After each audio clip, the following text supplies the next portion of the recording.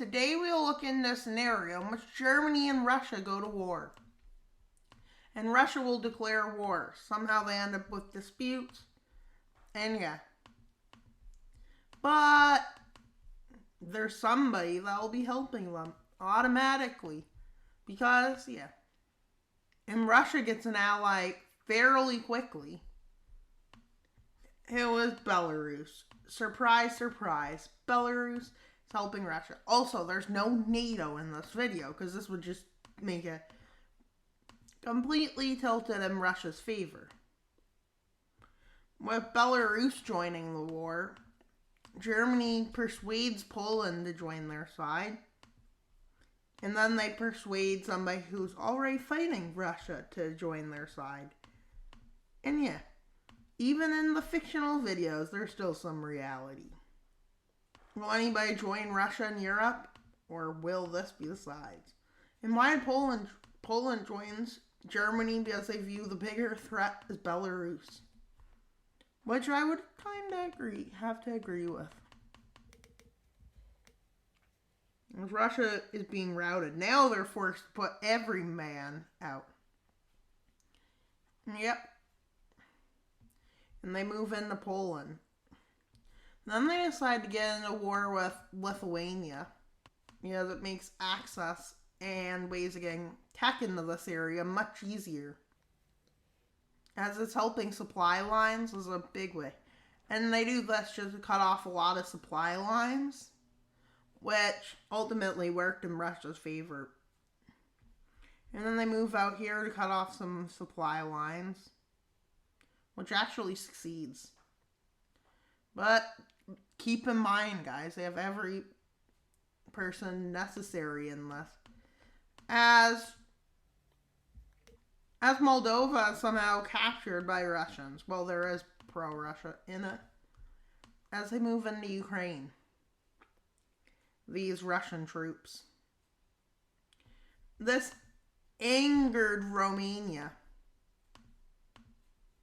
which joined this war in the favor of Ukraine.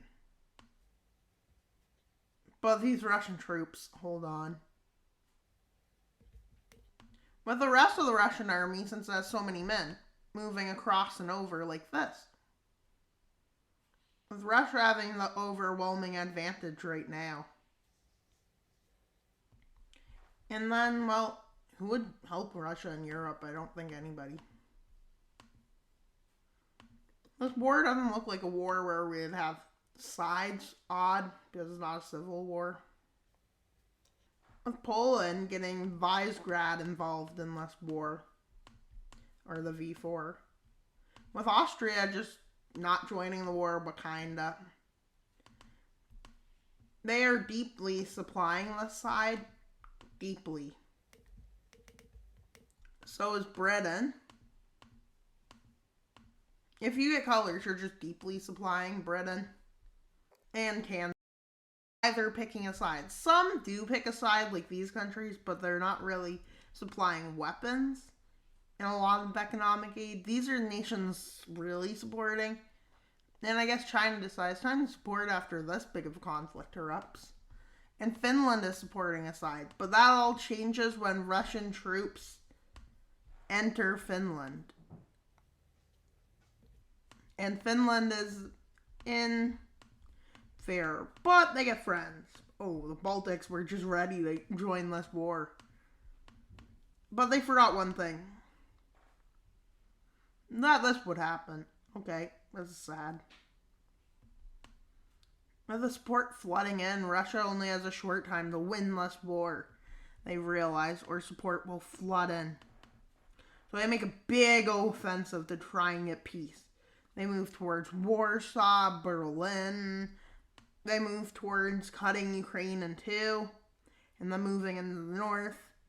Even taking their capital. But they just don't give up. And then Belarus makes a huge offensive. But they forgot one thing. Winter was about to happen. Wait, what? Fine, it wasn't. But when Russia's on the offensive, it doesn't advantage them.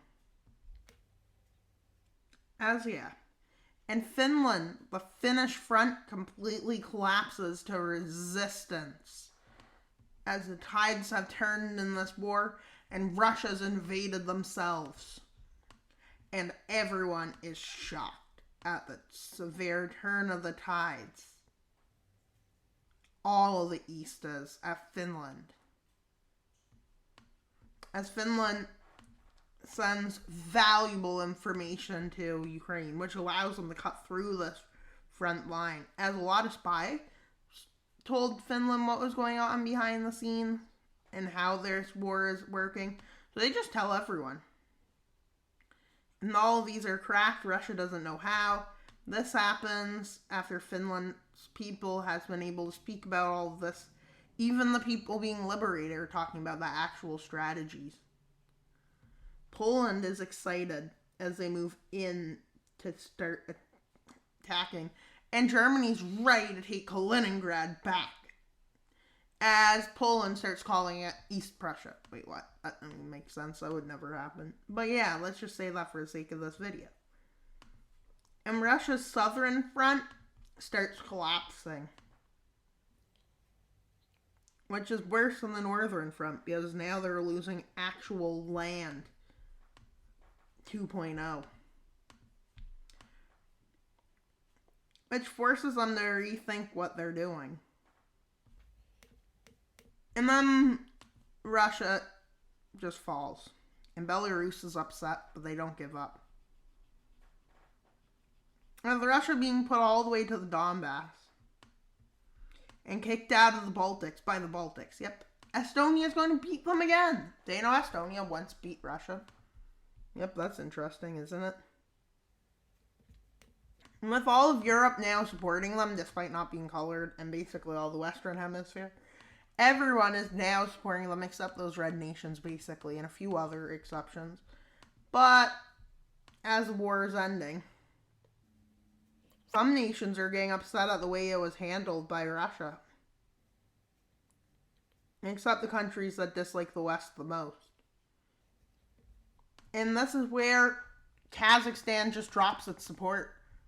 Libya drops its support. China drops its support. Lebanon drops its support. And all they have, Emperor, is North Korea and Iran. What can they do with that? Sad, isn't it? They only have one ally. Not really. And yeah, guys, look. The collapse of Russia is imminent. And Russia knows this. As Polish forces are in the country. And they move up from Ukraine towards Moscow. And they move into this area. Of them moving up and encircling Moscow. Moscow falls and Russia surrenders. And peace is made. Negotiated and made. All the red team supporters say, this is impossible. Russia can't be defeated. All the Western nations are like, yay. Seen as he escaped. Wait, what? Yeah, let's just say that for the storyline. Let's say that. And yeah. And then a militarist comes to power. But then, yeah. Democracy finally makes it its way. Everywhere gained land. Ukraine gained land from Belarus and Russia. So did Lithuania, Poland, Latvia. Estonia and Finland got loads of land from Russia. Germany got East Prussia. Wait, what? Yeah, they got that back. Fine, that's Kaliningrad. Yep. And they did what Russia did when they took Kaliningrad.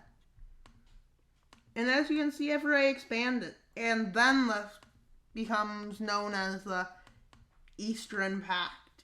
Fine, the Central Pact. Whatever you want to call it. The pro-democracy party. Well, whatever they call it. Doesn't really matter. Fine, it's the European Alliance of Justice. Whatever you want to call it. Bulgaria even joins it. So does Austria. And yeah, they do this for a reason. Because, yeah, Germany took this. But Belarus didn't fully get taken, so Russia did get a tiny bit of land. Now let's go to subscribers. Last time I looked, which was yesterday. So we probably have a lot more.